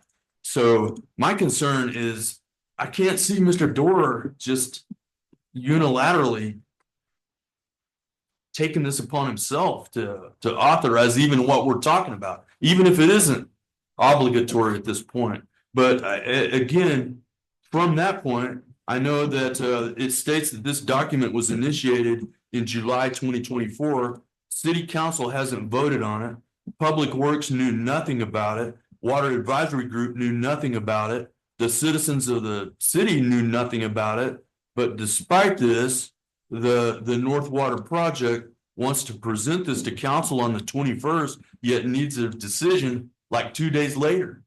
So, man, that's troubling, especially discussing 30 million, well, from 600,000 to $30 million. Again, this is putting our city into a situation where no time to think, and I think, causes us to make reckless decisions. I'm stating opinion. So, yes, sir. Yes, sir. And I've talked to Mr. Kearns about this a little bit, but this has to go back through a whole nother, Steve Doerr's not our attorney anymore. Right. So this has to go back through a whole nother legal channel for Okay. us. And I will tell you that as I know they want to get it, we can try to extend this deadline, but it will not be through an attorney to get for the next council meeting. Thank you. Appreciate that. Can I respond? Yes, sir. No, I think that's entirely reasonable, what you've stated. And I don't think anyone foresaw Mr. Doerr's health becoming an issue in November as it did. Correct. And so I think communication may have been derailed a little bit in that process. Okay. We have engaged with staff and New Mexico's Environment Department leadership to the best that we can. Yes, sir. We have done. In fact, there's a meeting going on later today with the Environment Department about particulars relative to applications so that we can provide more and more information. I can't speak for Mr. Scott, but in the interest of trying to, as he said, be transparent in all respects, certainly the agreement could be modified to allow for additional time before the option deadline. Okay. The only issue is, in my understanding, is that this settlement claim, the settlement of the claims that the city has already approved by the court, approved by a claims administrator, appointed by the court, et cetera, are coming to a point of maturity here in January. And the city, in order to participate in that settlement fund, and I don't think the tail should wag the dog, but could be quite helpful to the city and the city's general fund. I mean, those settlement proceeds could be dedicated toward whatever the city determines it should go toward, but it's my understanding that once the claim notice is provided here in January, that there's a 2-week period in the claims administration process for the opportunity for a claimant to appeal if they're not happy with the result. And the city should provide direction to its lawyer in that time frame, or accept what is provided in the settlement. And they would need to make a determination on that in that time frame. And in reality, I think that if the city were not to exercise the option,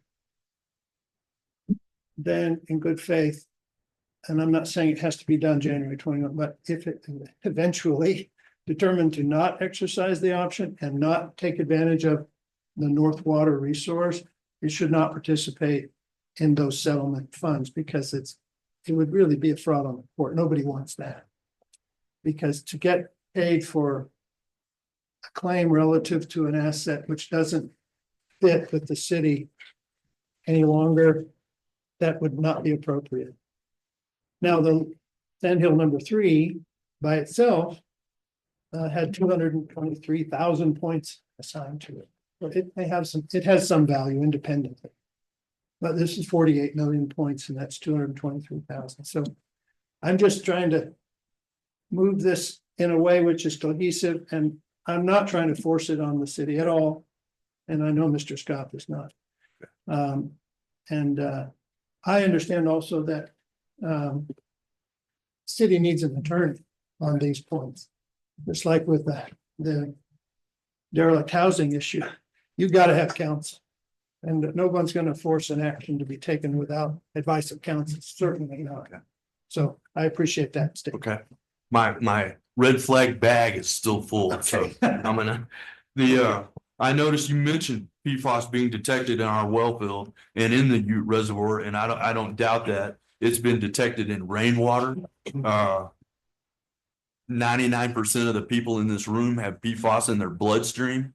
So that doesn't surprise me, but the level of contamination of the water that we're discussing, outside of the fact that you're saying half is clean and with no PFAS, is extremely higher than the other levels of PFAS that we're talking about. Like what, 5,000 times higher than the 4 part per million allowed by the EPA? I think the highest number at one time was 16,000 parts per trillion of PFOA and 5,000 parts per trillion of PFOS, the 2 that were tested and the 2 which are regulated, for a total of 21,100. Okay. And the current numbers are in the hundreds, not at those spiked levels. But I just wanted, Mr. Chairman, I don't. Vice Chairman, by the way. I'm not there yet. Interim chairman, as a matter of fact. Mr. Davidson, Thank you. I think that the tech purifies it. Okay. And it's a question of its residency and the tanks with that granular activated carbon or resin.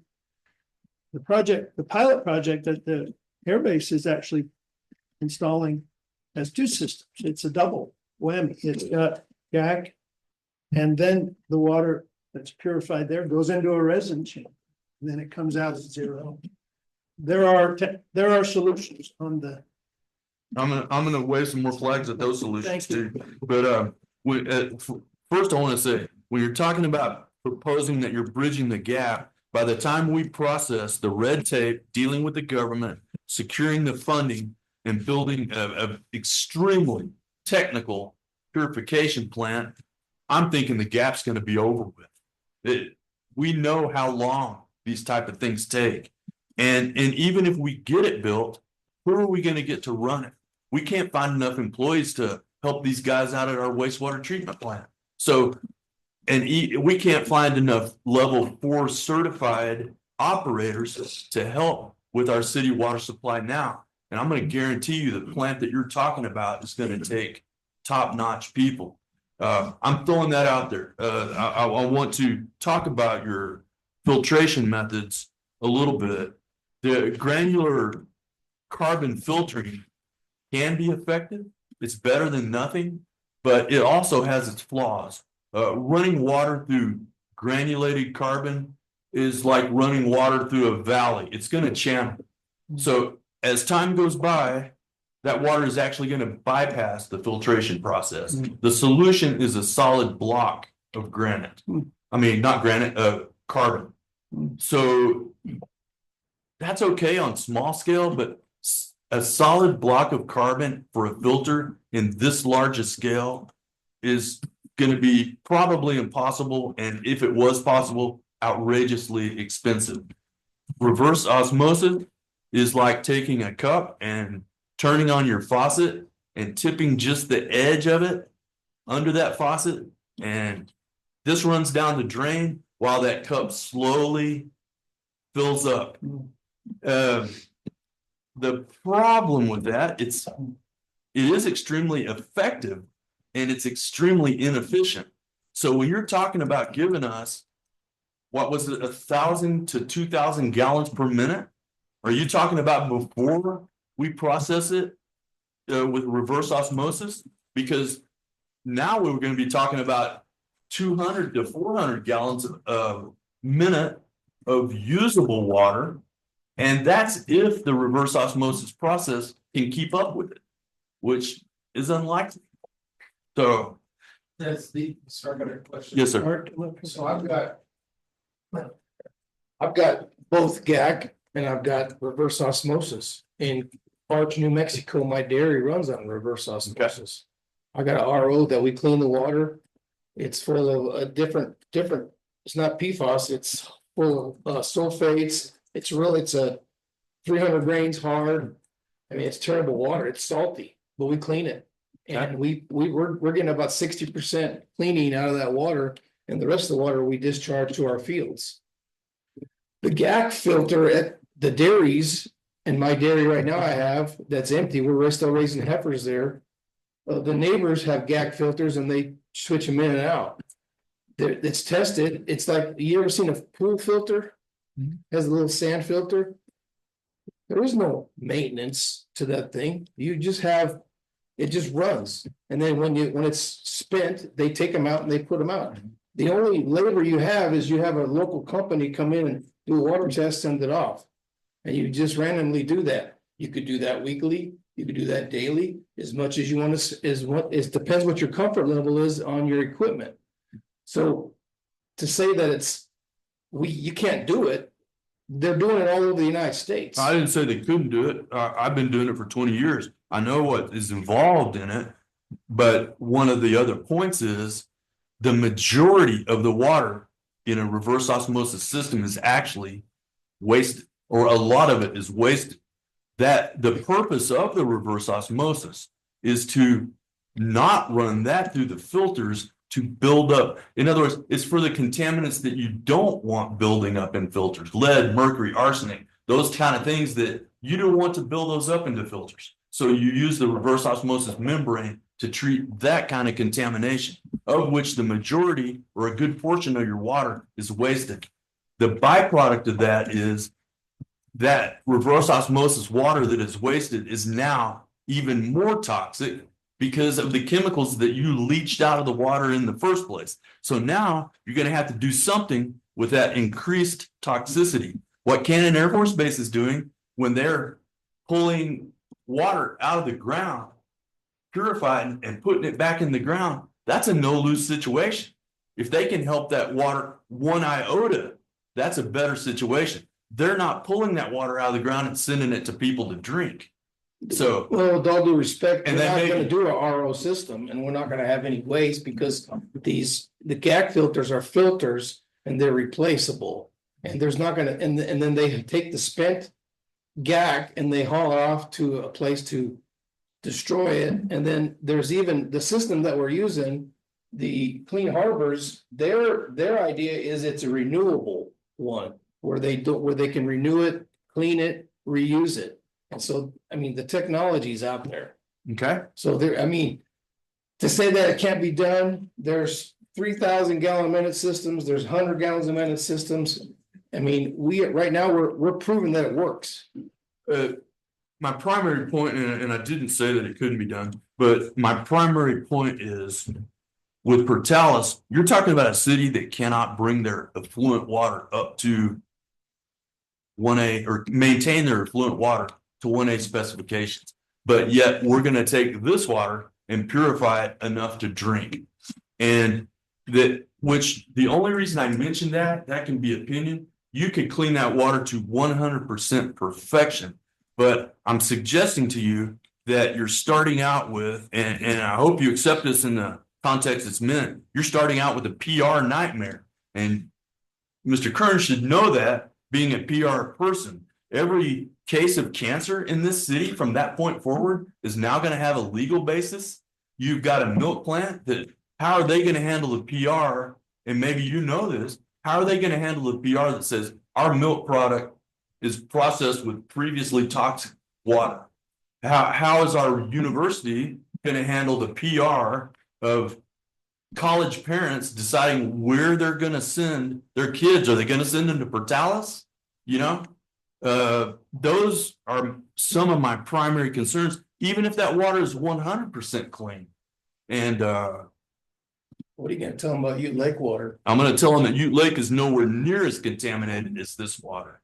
And plus, Ute Lake project, we're at a point now, it's a great concept. We haven't seen it work. And what you folks, respectfully, what you folks are asking us is to take something there is no guarantee with, no guarantee on the funding, no guarantee on the purification, and take a giant risk. Risk is also, the synonym is gamble, to that we're going to be successful in that endeavor. I'm not saying it can't be done. I'm saying, can Portales do this? And not only that, but all this money that you're talking about, we're going to be competing with ourselves in Santa Fe and with the federal government. We're asking them for money. We're competing with the Ute project money because the government is only going to hand out so much money. So now we're put into a situation of eating our own. With all due respect, sir. Yes. John, you wanna talk to him about, we're not asking the city of Portales for no money. I get that. This is the opportunity to get something for nothing. And all we're asking is an opportunity to give it a good, like John said, RY. Give us an opportunity to get you water from another source, which you don't have now. What's your other option? You don't have no other, I mean, there's no options right now. This is an opportunity. We're gonna give you an option. Like I said, 50% of that water is not contaminated. This conversation that you just had right now may not even be talked about because you may not need any more water than the west side. Yeah, and So we see an opportunity to prove to you that we can get this job done. And if we don't try, then what's your other option, sir? I can give you other options as searching for other water is an option. But I agree with you in that context.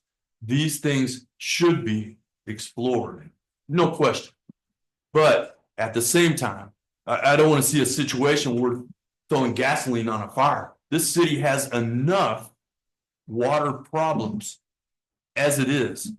Dealing with potable water, finding sources of potable water, as opposed to dealing with cleaning up contaminated PFAS water. Not only that, I mean, how did you discover that you had a PFAS problem? I got a phone call.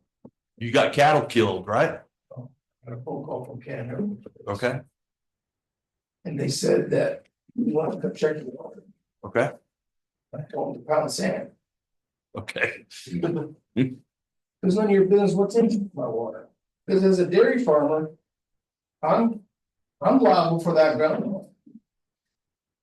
I'm liable. If I contaminated the groundwater as a dairy farmer, they would hang me up to dry. I agree with that. So they came to me and they said, we want to test your water. I don't know why I let them. I wish I never even met these people. I had understood that you lost cattle and then had to But the reason destroy. why I lost cattle, sir, is because like the Oprah theory, the mad cow disease, Okay, industry just said stop. stop and they destroyed your cattle. Yeah, Okay, all we're asking for, and I want John to finish up, is to give us an opportunity to give you an alternate source of water that you don't have now, that we could available to you, that we could attempt to get the funds that are available. And if you never take the PFAS water, you should, the funds are still gonna be available. Okay. You could sell the PFAS water east. I guarantee you they'll take it. Because the technology's there and it's proven there. And I hope that I can sway someday to convince you that it will be good. and I'm gonna give you that opportunity, and in respect to both of you gentlemen.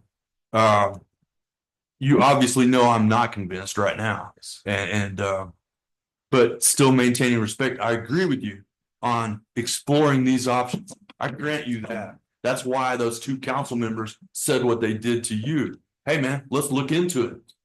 But when this was presented to us, it is, hey, let's shove this down your throat and have 2 days to decide about it. That's what is in this document. That's unfortunate, and I accept responsibility for that, and I don't want the committee to.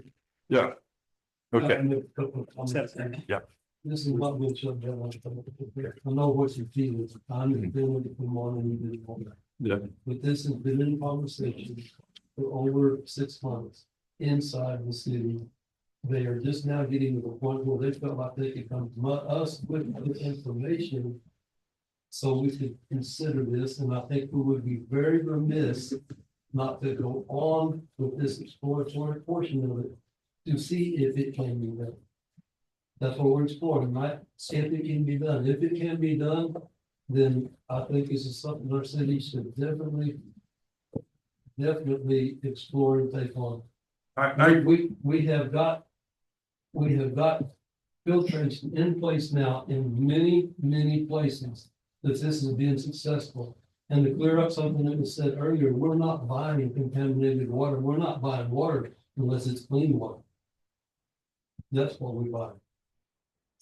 But with no guarantees of funding and no guarantees of that water being able to be clean. But I agree with you. That guarantee of money is there. Those settlements from those chemical companies is already settled and in place.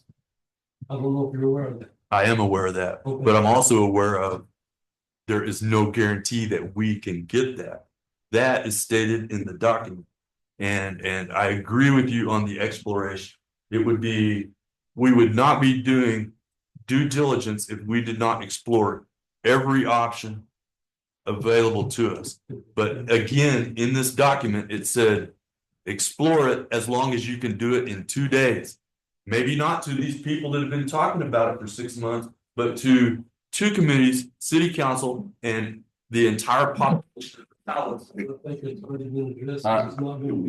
will not be that way. Yes. I'm going to ask for an extension because Yes. there's no way that this would go forward without going through. Yes, and under those conditions, Okay. I I fully, just want to reiterate that I was not, absolutely, okay. that, man, I put one more red flag back in my bag on that one, but I'm going, Can I, Yeah. can I just say, listen, your concern was referenced over here. It is a vital concern. I don't discard or I don't disagree with you about the For sure. concern. I think it's real. It's real. And it's something that through this exploration phase, the city has the opportunity to determine that amongst the technical solutions, the financial solutions, the engineering solutions, the public appeal for this. I think that's vital. Okay. And I think it does fit within the scope of this. It certainly should. Okay. And And I think that's my point. I'm not saying we're gonna jump in a bunch of stuff that we don't know.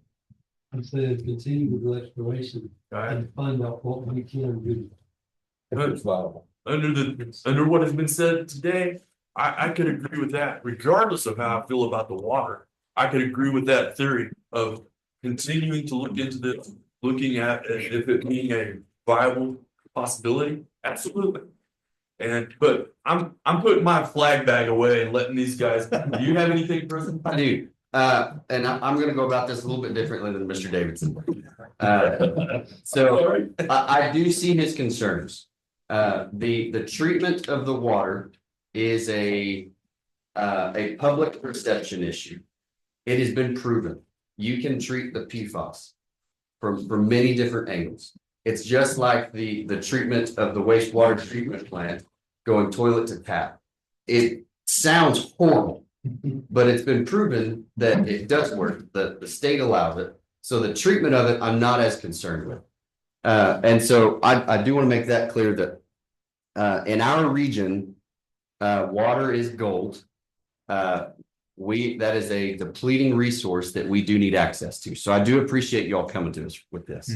I think the different side of the coin here is the timeline and the option period is for litigation and lawsuit. It is for right to claim of those funds from the lawsuit, not the funding from the federal government to clean PFAS water, correct? Is that a correct statement? that's correct. So right now, the timeline crunch is to be able to sit in on the claim of the what is the litigation term of being paid back what you lost, the ramifications of what the federal government did. I understand why you're here, Mr. Scott. You're trying to get what the federal government took from you. I'm not blind to that. And I do know that you do need to be repaid for that. The other issue with that is the public perception of that, so you're going to sign this option for Mr. Scott to be repaid monetarily. That's another public perception issue that will arise aside from the water. So those are two different issues that I will foresee in the coming talks that we will have to overcome if this North Water project does come to fruition. Aside from the lawsuit with the PFAS, the exploration of it, hiring of engineers, this can all be done. We could purchase water, even if it is contaminated with PFAS. We could go to Mr. Scott and say, I'd like to purchase that water from you. And then we could go explore trying to treat it. And I know that there is treatment for it and it can be done. The issue with that I see it coming about with the way it was presented and proposed. And again, I do hear that we're changing the timeline of it.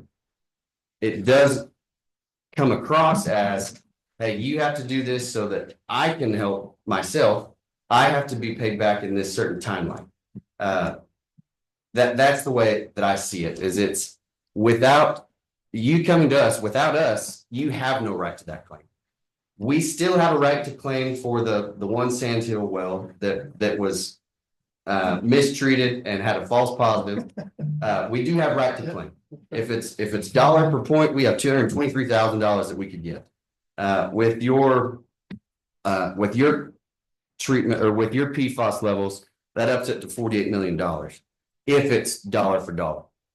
But half of that is going to you on the litigation side of it. These to me are two separate issues. The right to claim and allowing you to sit in on the lawsuit in order for you to be repaid is one issue. And then the North Water project is a different issue, in my opinion, because he does have 50% of water that we could purchase. The other hurdle with that, though, is what you mentioned early on in your presentation of how the heck do we get it to us? 11 miles of transmission pipeline is very expensive. Can it be put into the Ute pipeline?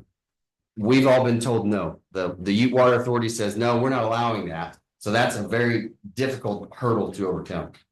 EPCOR, I know there was a proposal made, and I do believe that you all turned that down on their proposal for connecting. I don't know that it was the other way around.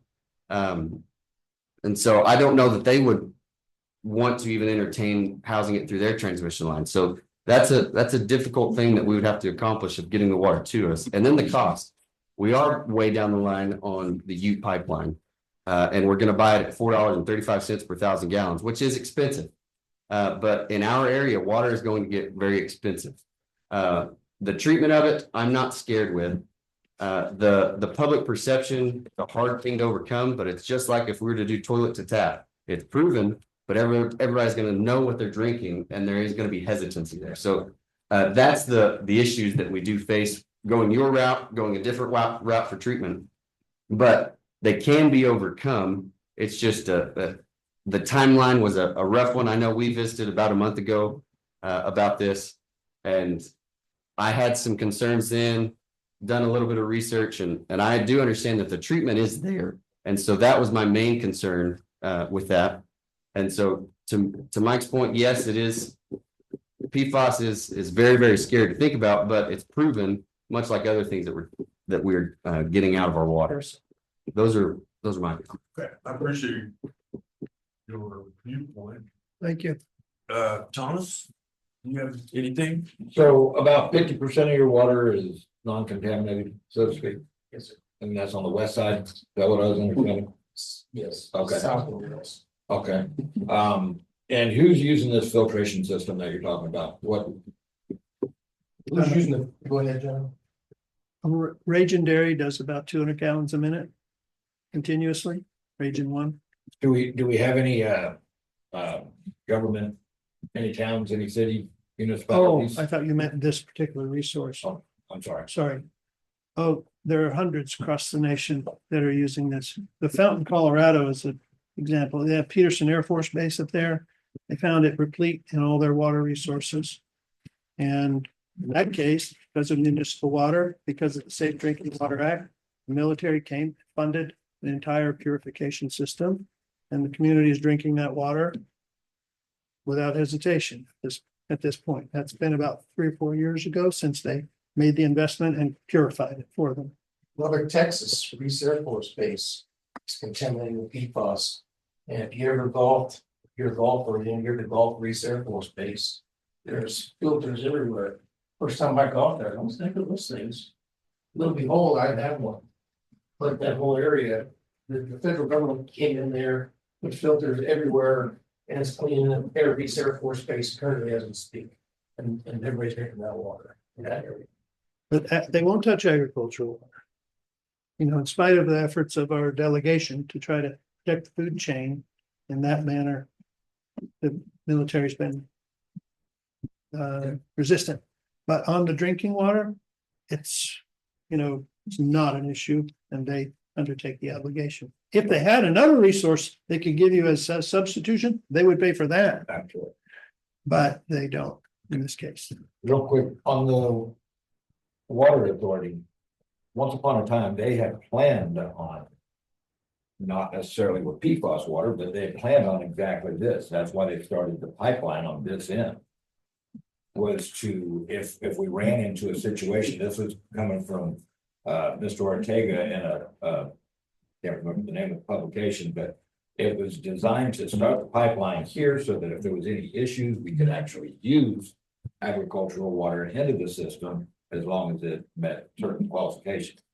So how did that change, and can that get changed back again? I think it's due to federal funding that they're getting. Okay. I think it's part of the rules for federal funding that they can be the only source. That's the way I understand it. Now, I may not be correct in that, but that's the understanding that I have. You know, review from this bill, it's House Bill 15 of the 2010 regular session.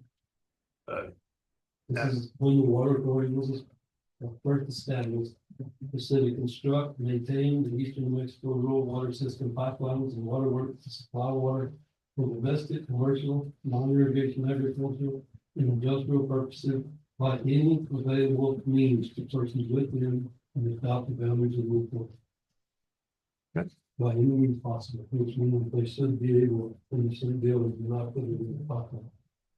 See how it works out. But if they receive federal funding, that's what Mr. Moyer is saying, is if with the U pipeline federal funding, that's where it prohibits that. I think that's what I've been told is it's a federal funding issue and that's why they cannot. But I'll have to talk to Mr. Ortega about that. It's gonna preempt our own state language. Federal judge. It's a federal funding thing, so yeah, I would have to talk to Mr. Ortega about that and see, but from what I have been told and what I understand is that is the sort, that's the reason why. Again, I have to verify that. Thank you. Obviously, we bought some time to discuss this further. And so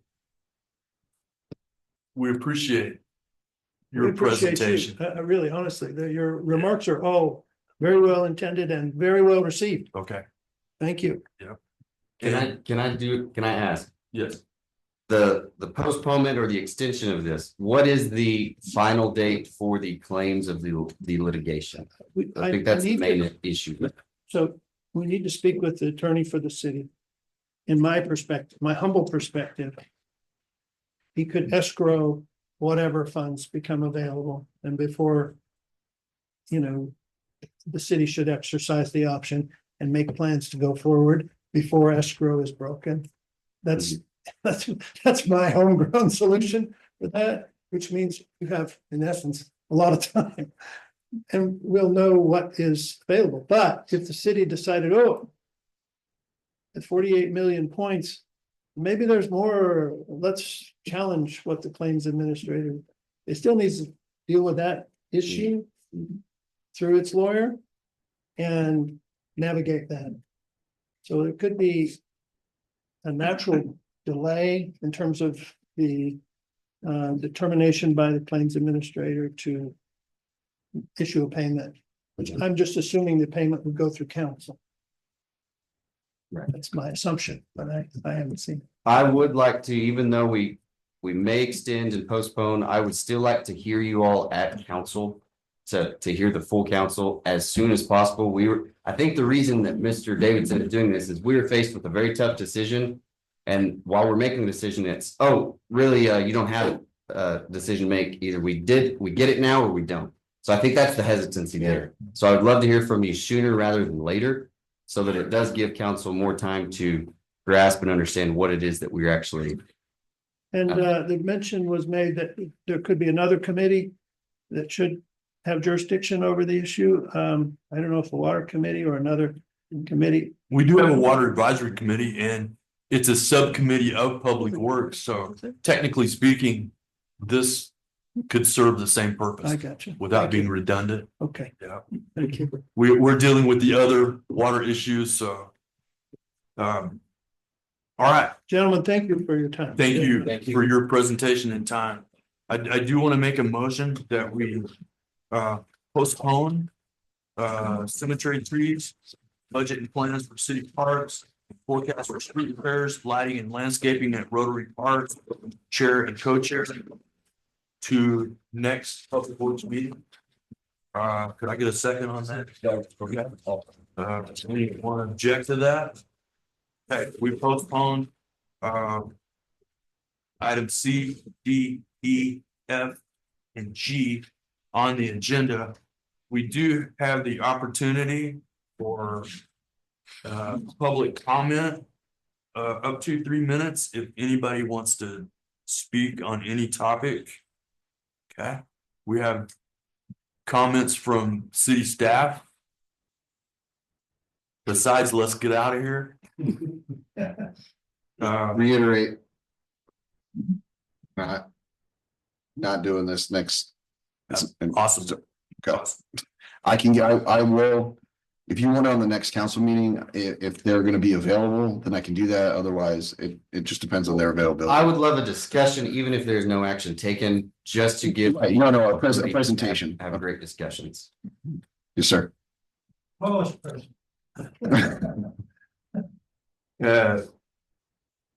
Christine, meeting ever, can we schedule for 2 weeks?